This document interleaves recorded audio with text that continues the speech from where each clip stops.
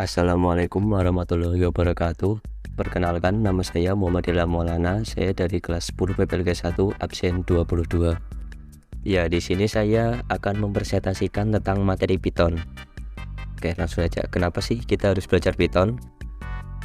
Di sini saya hanya menjelaskan secara singkat saja. Oke, yang pertama adalah bahasa ini itu mudah dimengerti. Yang kedua, gratis. Yang ketiga, dinamis. Yang keempat, multiplatform, dipakai untuk web development, dipakai juga untuk mobile apps, dan dipakai juga untuk desktop apps.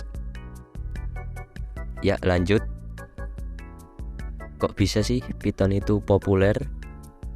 Oke, jadi Python bisa populer dikarenakan bahasa ini simple ya. Contoh saja, kita ingin menampilkan kata hello world, kita cukup menuliskan seperti ini. Dibandingkan dengan bahasa lainnya, sintaksnya itu cukup ribet. Nah, si Python ini sangat simple gitu. Membahas soal Python, siapa sih orang yang menciptakan bahasa Python ini? Ya, ini orangnya.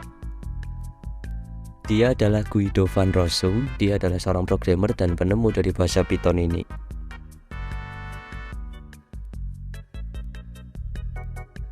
Oke, sudah cukup, langsung saja ke materinya.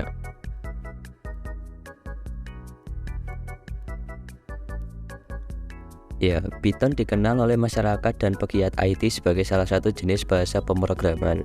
Python juga banyak digunakan oleh para programmer untuk membangun sebuah software, sama seperti bahasa pemrograman komputer yang lain. Namun tahukah Anda bahwa kini kita bisa belajar Python untuk analisis data? Masih sedikit orang yang tahu bahwa kita bisa memakai bahasa programming Python untuk big data. Adapun penggunaan yang dimaksud di sini tentunya mengolah data dengan Python. Bahkan kita juga bisa sekaligus melakukan visualisasi data dengan Python. Canggih bukan? Tentunya pekerjaan kita pun akan semakin mudah berkat bantuan mengolah data dengan Python. Jadi tidak ada salahnya untuk kita mulai belajar Python untuk analisis data dari sekarang. Saat ini kita sedang berada pada era Big Data. Big Data merupakan istilah yang merujuk pada kumpulan data-data yang sangat besar jumlahnya. Selain itu, Big Data juga merupakan kumpulan besar dari data-data yang rumit sekaligus tidak terstruktur. Oleh sebab itu, mustahil bagi ahli profesional IT sekalipun untuk mampu mengolah Big Data tanpa menggunakan bantuan alat yang canggih dan modern. Dari sanalah para ahli IT mencari tahu kira-kira software atau piranti IT apa saja yang bisa dipergunakan untuk mengolah Big Data. Hingga akhirnya diketahui bahwa belajar Python untuk analisis data dapat dilakukan. Proses mengolah data dengan Python dapat dilakukan dengan jauh lebih mudah, termasuk visualisasi data dengan Python.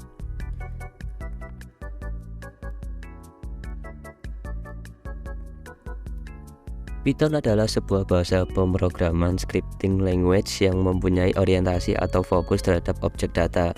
Jadi, selain bisa dipakai untuk mengembangkan dan memproduksi software, kita bisa mengolah dan visualisasi data dengan Python. Berkat fungsi ini pun, Python akhirnya terkenal sebagai bahasa pemrograman yang kerap dipakai dalam analisis big data dan metode di ilmu pengolahan data atau data science.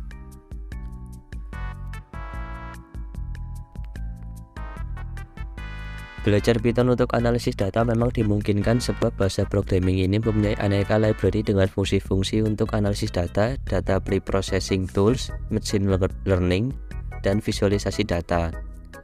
Untuk Anda yang bercita-cita menjadi seorang data analis, maka Anda sebaiknya mulai belajar Python untuk analisis data untuk mempermudah pekerjaan kelak.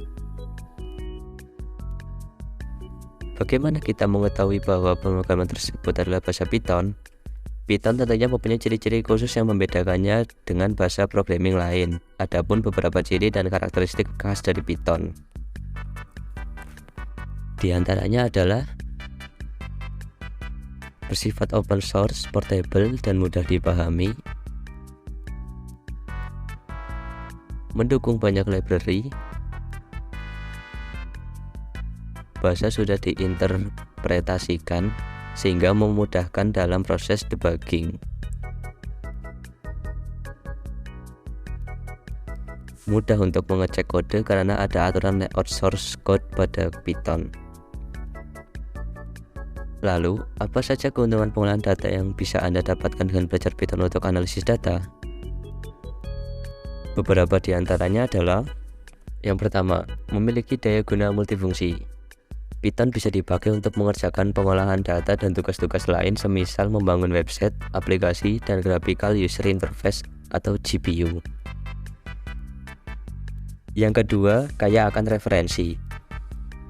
Seperti yang sudah disinggung sebelumnya, Python adalah bahasa pemrograman yang bersifat open source. Dengan demikian, Anda bisa menemukan banyak framework, library, dan tools untuk proses pengolahan data dengan Python. Semakin banyak library dan referensi, maka akan semakin mudah untuk Anda melakukan pengolahan data-data mentah dan memvisualisasi kesimpulan penelitian. Yang ketiga, mudah dipahami oleh siapa saja termasuk pemula. Hal ini dikarenakan Python memiliki struktur kode yang lebih ringkas dan singkat. Belajar Python untuk analisis data pun dapat dilakukan dengan lebih mudah, efisien, praktis, dan cepat, bahkan secara mandiri oleh pemula. Yang keempat, mensupport dan ramah terhadap IoT. Saat ini kita sudah berada di era IoT, jadi kehadiran Python yang sudah mensupport total IoT menjadi sebuah keunggulan tersendiri. Python tentunya sangat bisa dikombinasikan penggunanya ke sistem IoT seperti pada Home Automation System. Yang terakhir, bisa diakses siapa saja dan kapan saja. Keunggulan Python yang terakhir adalah bisa diakses siapa saja dan kapan saja, baik programmer ataupun para petugas pengolahan data atau data scientist. Bahkan Python sering dimanfaatkan sebagai tools oleh petugas statistik untuk mengolah beragam data sehingga menjadi sebuah kesimpulan. Dengan memanfaatkan aneka library yang tersedia di dalamnya, Python sangat mumpuni untuk mengolah dan memvisualisasikan beragam data, mulai data-data yang kecil hingga big data. Macam-macam perintah yang ada di Python. Oke, di sini saya hanya memberitahukan sedikit saja, tidak lengkap. Oke, yang pertama, comment. Komen pada Python dimulai dengan tanda tagar dan karakter spasi yang kemudian dilanjutkan dengan sebuah baris kalimat di belakangnya. Yang kedua, tanda petik. Tanda petik digunakan untuk mengapit teks atau string. Selain itu, tanda petik juga bisa digunakan ketika ingin membuat komentar. Yang ketiga, input. Input digunakan untuk mengambil data.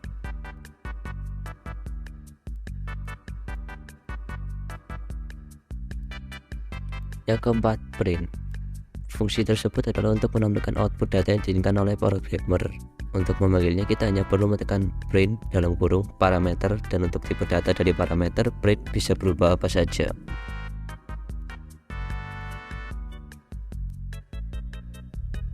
Oke, mungkin segitu saja yang bisa saya sampaikan. Maaf bila ada kata-kata yang salah dan kurang jelas. Terima kasih dan sampai jumpa.